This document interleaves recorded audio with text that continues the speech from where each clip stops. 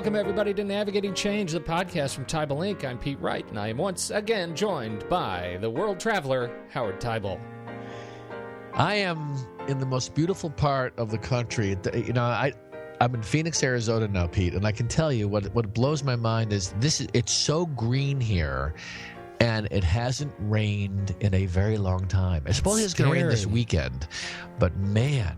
That's scary, right? Everything we're hearing about California. Where's the water coming from? Yeah. Mm-hmm. But it's gorgeous. Phoenix, first time here, AGB annual meeting, fantastic experience. So that's exactly what we've been talking a lot about, governance and leadership and trusteeship, and that's exactly what this conference was about, the AGB 2015 National Conference on Trusteeship, and it sounds like you had a pretty good time. You want to share some of the big themes? What are your big takeaways before we dig into your specific talks? Well, what's wonderful about this is that, you know, getting a window into the thinking and focus, not of just AGB, but of trustees who are attempting to navigate some of the big questions right now. And there's some trigger points. You know, what AGB did a brilliant thing in that they took this hot topic of Sweet Briar.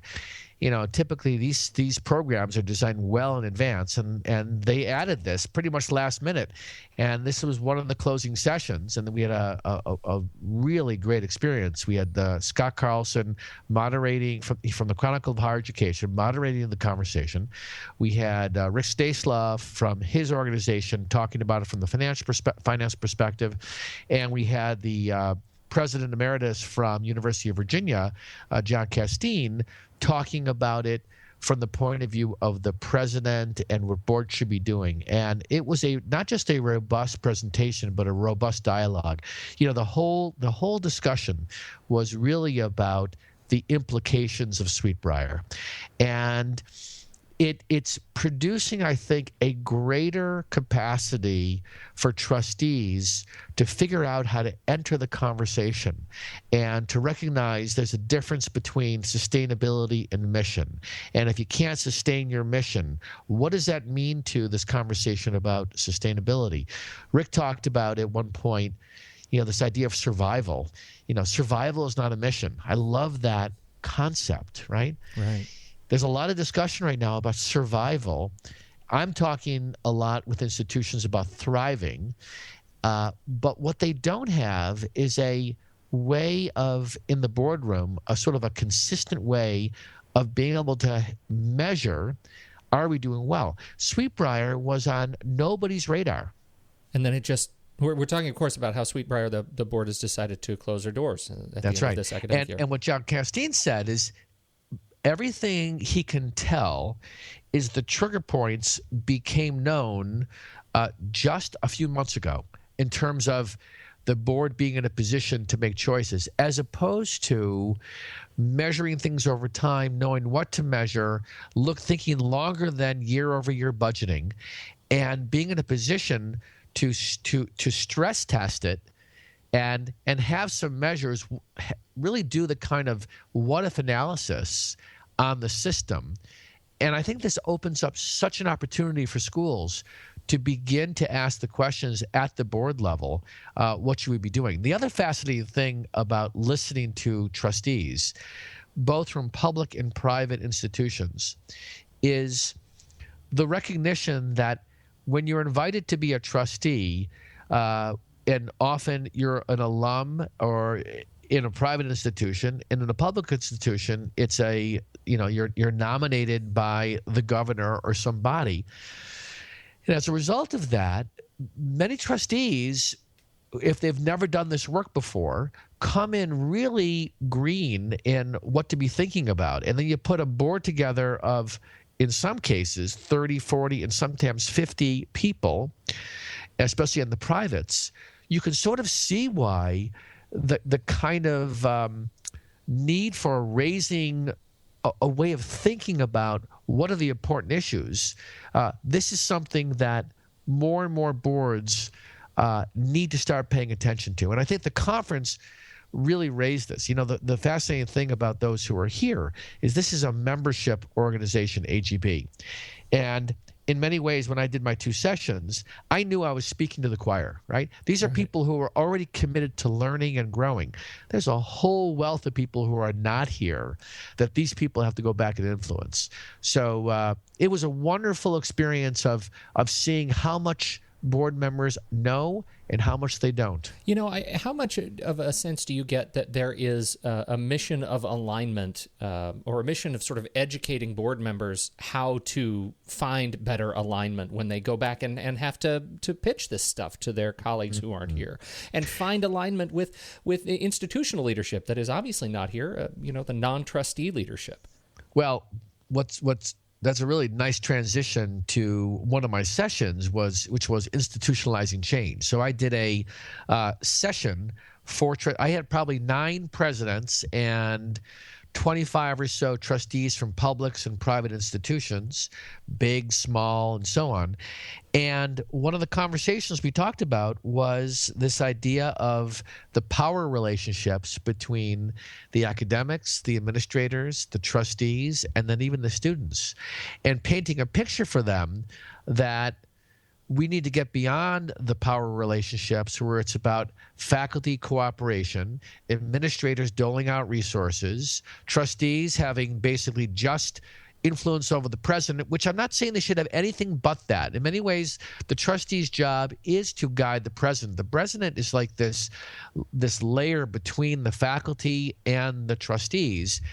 And the nature of how we govern seems to more and more reveal itself to me as, at best, cooperation, but very rarely collaboration, right? Mm-hmm. They don't think of themselves, faculty leadership, presidents, the cabinet, the trustees, and student leadership, they don't think about themselves as a team. They think about themselves as representing their distinct groups. And as a result, they have different agendas. So getting them on the same page is a critical thing. The interesting thing back to Sweet Briar is one person got up and asked the question, where was the faculty in this? When was the faculty informed? And John had suggested, his best understanding was, at the beginning of the year, they were informed that Sweet Briar had some difficulties, or that this was a potential outcome. Now, he said at the same time, he wasn't sure that really was, what that actually meant for them and how it became a dialogue. But this was an action taken by a board that really said, from a fiduciary standpoint, we are going to make this choice for the institution. And it actually is showing up in the courts right now, as he talked about, whether there's a need to step back and how this is going to move forward. So it's a very interesting case for other institutions to use as a model, but it opened up a robust dialogue. That's just fascinating. There were 2 things you said there that I am stuck on. The first one is that representatives from each of these departments, right, from departmental leadership, right, faculty, students, they don't see themselves on the same team. And I think that may actually be putting it lightly. In many cases, they see themselves as adversaries. They do see themselves as adversaries, as I've talked about, sort of destined to represent their unique groups. Right. And what's interesting is collegial governance is one of the reasons why decisions don't get made, right? So there needs to be a mechanism of involving faculty that really both respects their involvement and demonstrates this is a decision-making process. This is not just a debating process. And it's a great conversation for chairs of boards and presidents to go back and say, how do we open this? I don't have the answers, but these are the kinds of things we should be asking ourselves. So talk a little bit about the second session you did. The first one was the institutionalizing change. How did that pivot into your second session? So the second session was very interesting. I had the great fortune of being asked the night before by Ellen Chaffee, who is both a consultant and a trustee, a former president, and she works with AGB. She unfortunately had a colleague that had a family emergency, and I get a text from Ellen saying, "Can you step in? Do a second session. Bring your top hat." Session. Yeah, that's right. So we had dinner that night, and what was really fascinating is, I mean, the really nice thing about this is her topic, adding value to institutional strategy and planning. That topic was something that we had been talking about. I was learning about her session in advance, just serendipity, and so she was learning about mine. So she said, would you be willing to come in here and partner with me on it?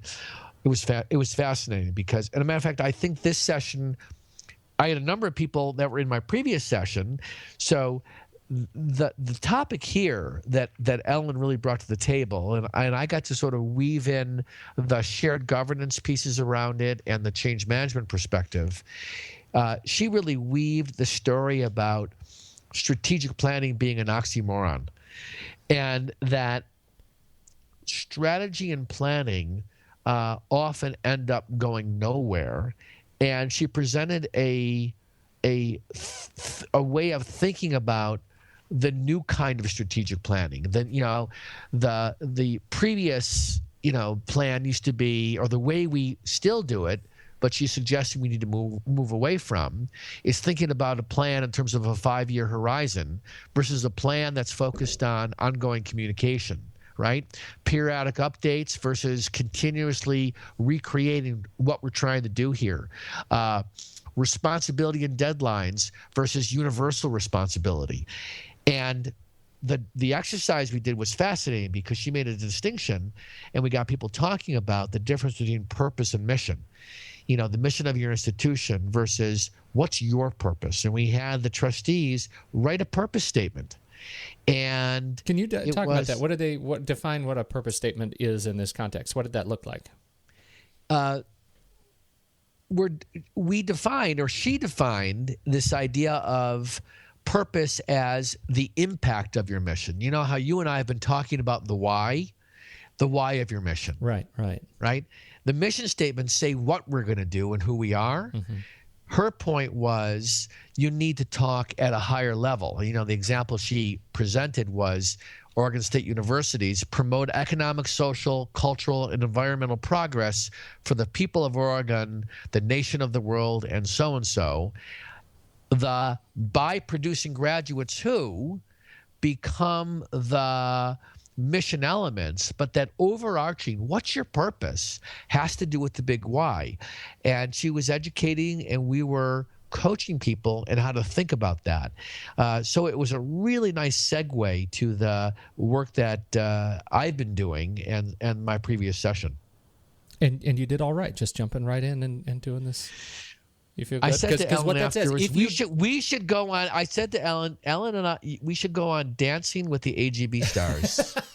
Seriously, I was like, Ellen, I think we effectively danced this one, and not like danced like, oh my God, we got through it. It was more like we both had a way of working together. I was mentioning to somebody here that having a partner can be useful, and she had reflected to me, that's if the partner you're working with is good to work, right? And Ellen was fantastic to work with. So I really appreciate the opportunity, and it was fun.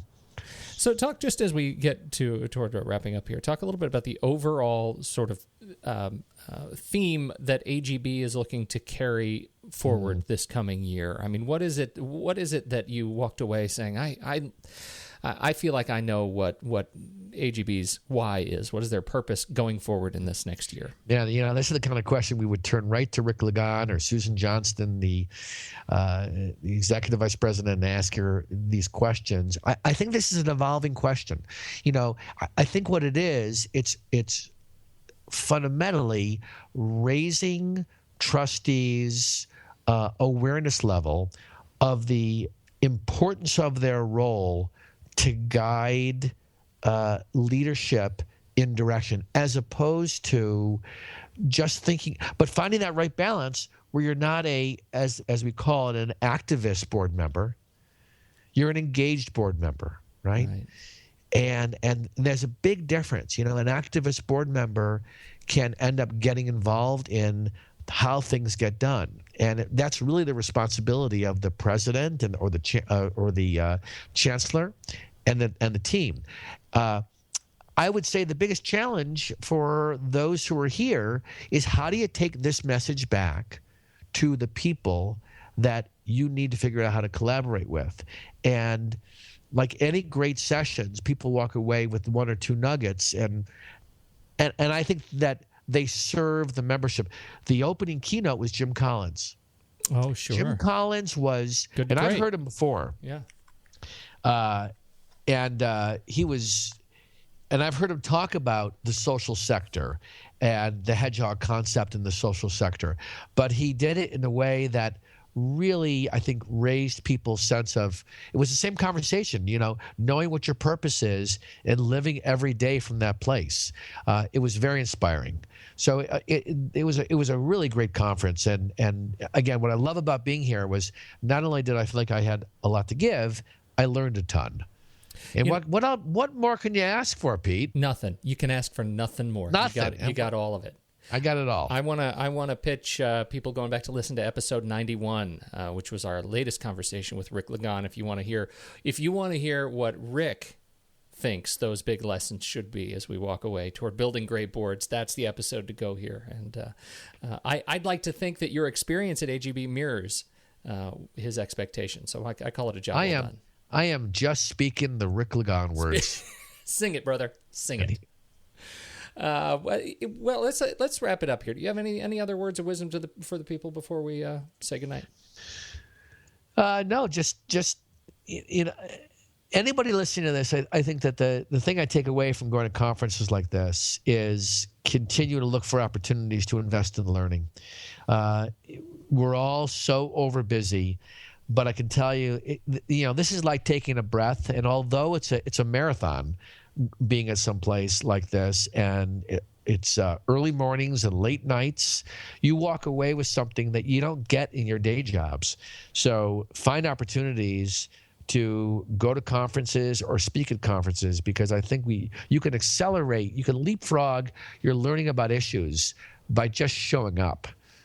That's what I'd say to people. I love it. It's a good way to end as any. Thank you very much, Howard. People Thank who you, are Pete. listening, head over to teibelinc.com, and you can learn more about this podcast. You can subscribe to the mailing list to make sure you don't miss a single episode. You just get one little email every week when a podcast goes live. Make sure you can listen to it right there. Subscribe for free in iTunes, and engage with us. We'd love to hear your thoughts on LinkedIn or Twitter at Howard Teibel. You can find all the relevant links there at teibelinc.com. So thanks, everybody, for listening. On behalf of Howard Teibel, I'm Pete Wright, and we'll catch you next week on Navigating Change, the podcast from Teibel Inc.